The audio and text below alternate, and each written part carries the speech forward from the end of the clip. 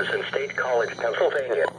Severe thunderstorm warning for southern Lancaster County in south central Pennsylvania, eastern York County in south central Pennsylvania, until 2:45 p.m. At 1:45 p.m., National Weather Service Doppler radar indicated a severe thunderstorm. The storm was near Stony Brook, moving east at 25 miles per hour. This storm is capable of producing quarter-size hail and damaging winds in excess of 60 miles per hour. Locations in the warning include Windsor and Stewartstown, Mountville, Safe Harbor and Rogue, Shanks Ferry and Millersville, Sunnyburn. This will impact Interstate 83 between mile markers 1 and 20. This will also impact the following major roads: Route 30, Route 222. Severe thunderstorms produce damage.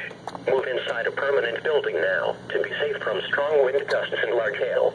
Please report hail, strong winds, or wind damage to the National Weather Service by calling toll-free 1-877-633-6772.